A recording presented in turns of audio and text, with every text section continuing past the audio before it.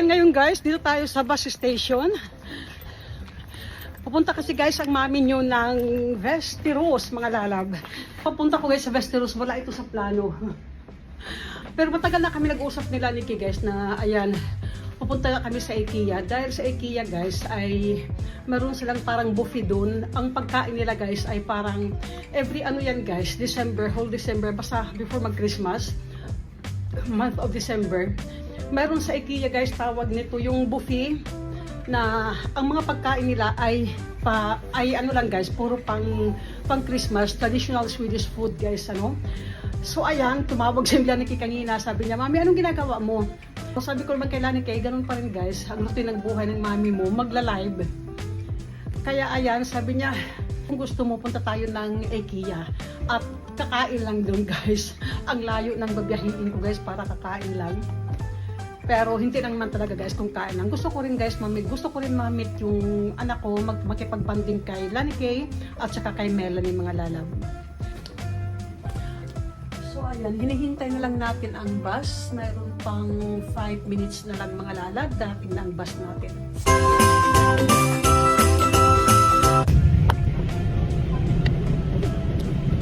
So ayan mga lalab, dito tayo guys sa loob ng bus. Ayan, ako lang ito, parang may sila kung ano. Ako lang ang pasahiros dito guys sa likod, pero sa harapan ko, maraming pasahiros. Dito wala akong mga lalab para hindi mahanap na nagawag tayo. Ang daming snow talaga mga lalab. Ayan. So ayan guys, nandito na tayo sa Amsta guys. Ang dami na Lanike. Kung ayaw kung saan sila Lanike. Saan kaya ako dadaan ito guys? Dahil hindi ko alam kung makakadaan ako dito. Parang, naku. Teka, tingnan natin. Ayun, sinakyan ko. So ayan mga lalab, dito tayo guys sa ito ay bus station din, parang bus stop mga lalab, ano? Dahil sabi ko sa inyo, at ayan, kasi nandun si Lanike nakatira doon guys. Dati dyan ako dumadaan guys, may daan dito at dyan kami nakikita ni Lanike. Kaso nga lang ngayon mga lalab, ay hindi ako pwede dumaan dito dahil ayan, ang daming snow. Ito na lang kay Lanike. Didiretso na lang siya dito sa bus stop mga lalab. At natawagan ko na si Lanike at sabi ko kay Lanike na dito niya na ako guys dadaanan sa bus stop. Ayan, andyan na nga sila Lanike. Hey, galing, galing, gang, gang, gang, gang, gang, gang, gang, gang, gang. So, mo din. Lucky. Ayan guys, ang daldal talaga ni Melanie dito. Ang pinag-usapan namin dito ay gusto na daw niyang umuwi ng Pilipinas. Dahil dito, sabi niya, panit ng panahon at napaka-boring daw guys. Wala siyang magagawa pag ganitong panahon guys, ay kung di, gagawa lang siya ng snowman at saka yung snow horse. Ayan. Yes, precis. Om man gör Jag har byggt en häst på förskolan. Okej, ja. Men Mila...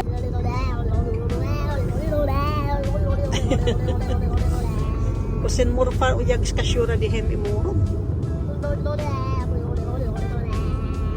Erikslund Shopping Center.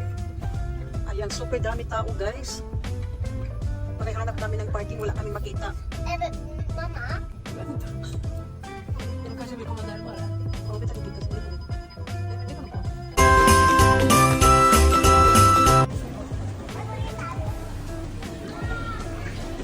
Dito na, di ko mas na, Melanie.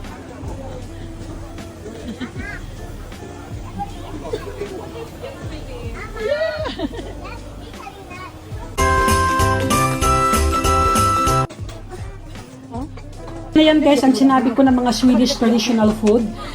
Marami pang mga pagkain pero hindi ko mga lalab na videohan dahil ayaw ni Lanike na nag-video ako dun guys sa mga pagkain ano. So kaya guys, ayan. Kaya mga lalab, nakaw-nakaw lang ang pag-video ni Mami. Ayan mga lalab, kain tayo.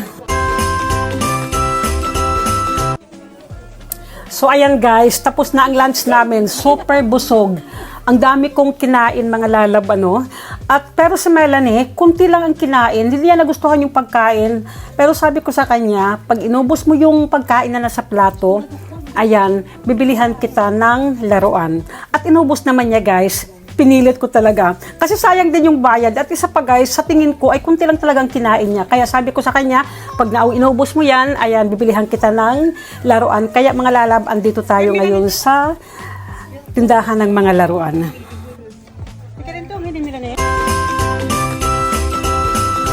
Ayan guys, sa wakas natapos na rin kami sa mall.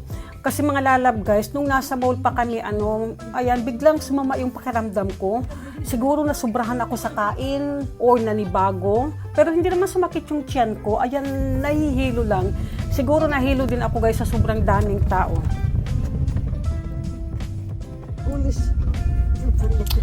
So, ito na ang nabili ko kay Melanie. At yan ang nagustuhan niya dahil mahilig nga guys sa mag-drawing. Pero may ganito na siya pero ibang klase. Sam.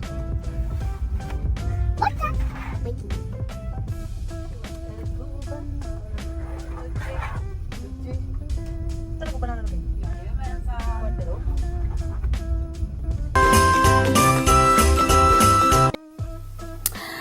So, ayan ngayon guys, ito ang last na destinasyon namin. Dito tayo sa isang tindahan na ang mga paninda nila guys halos, ayan, masasabi ko na 99% sa mga tininda nila ay puro lang candy.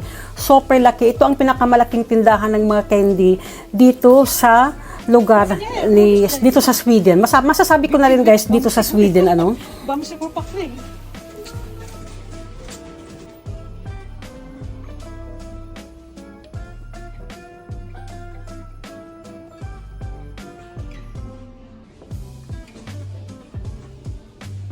Hello, candy is that? Where's your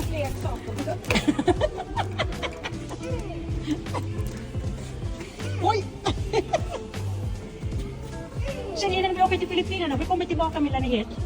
O sen, di pa nisyo pa din. O yung tiplig. Betre, di pilot.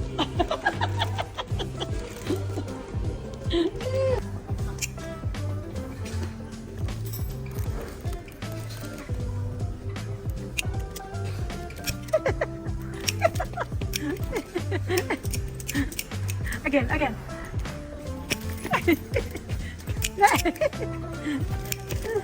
Kaloob. You can stay nga naman yan. Stay nga. You can just stay nga naman.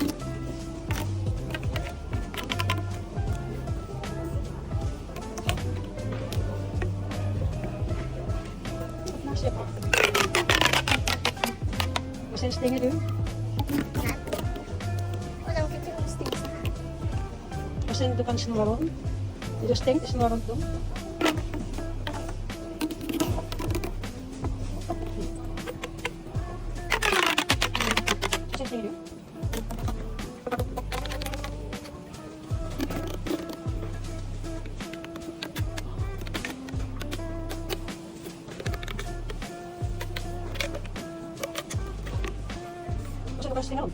Ja, den här är det kul. Jag gillar faktiskt den här.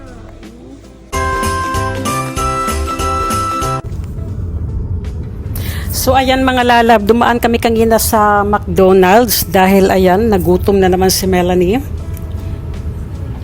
So pauwi na tayo mga lalab at ayan, hinatid nga ako guys nila Lani kay dahil biglang sumama yung pakiramdam ko kanina. So ayan, ngayon dito na tayo sa sala sa lugar namin.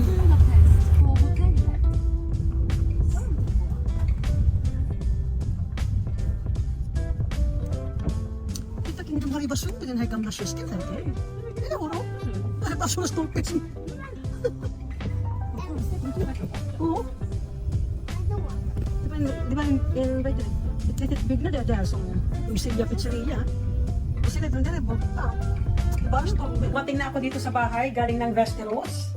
At buti na lang mga lalab, hinatid ako nila ni Kay dahil kanina guys, siguro kung hindi ako hinatid nila ni Kay dito sa bahay at nagbus lang ako, ewan ko kung anong mangyari sa akin. Dahil pagkatapos nasobrahan ako sa kain dun guys, ang dami ko, siguro nanibago yung tiyan ko o nanibago ako guys kasi hindi nga ako sanay kumain dyan sa mga kinain namin kanina doon sa IKEA, doon sa Yulbon, parang typical Christmas na mga pagkain. Super buffet guys, ang daming mga klaseng pagkain.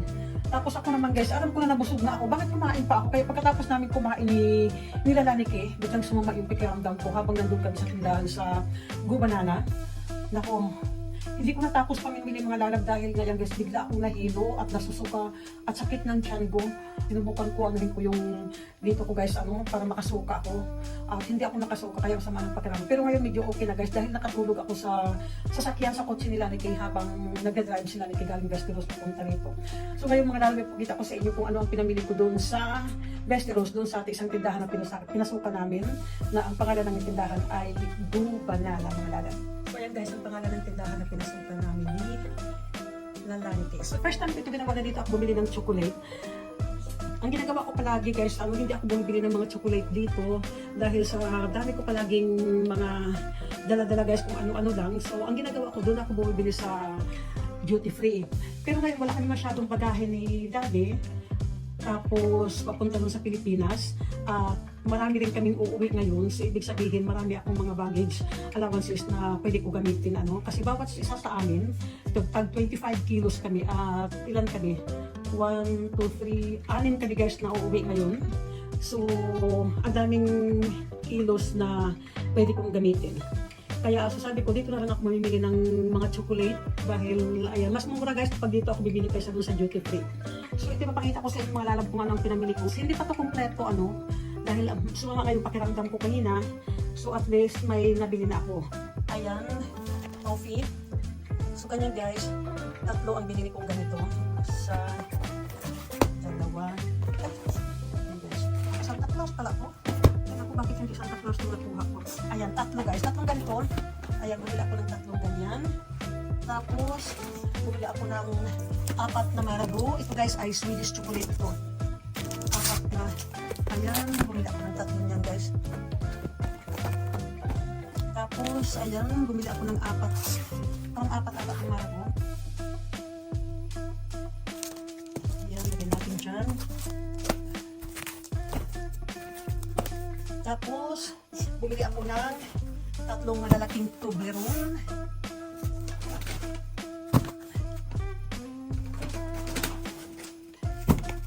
Ayan, 3 Toblerone. Pagkatapos, bumili ako ng 2 dime. Ayan, isa. Tapos, ayan. Ako ng 2 bumili. So ito lang muna ang pinamili ko ngayon. Titignan ko kung ilang kilo to. Lahat-lahat. Sabi ko nga guys ay hindi pa ako tapos pamili. Ito pa ang first na pinamili ko ngayon. So titignan ko to lahat kung ilang kilo to. Madali lang naman tipintahin ito guys dahil bawat nito ay may nakasulat dito kung ilang gramo. Ayan, sabi 270 grams pero ang nakasulat dyan ay 290. Nakaano dyan guys na 480. Sabi ito ang pinamili ko ngayon. Sabi ko nga, ayan ay partial lang muna mga lalab. So ayan guys, dito na mag-i-end ang vlog ko. See you sa next vlog. Bye-bye! Please like,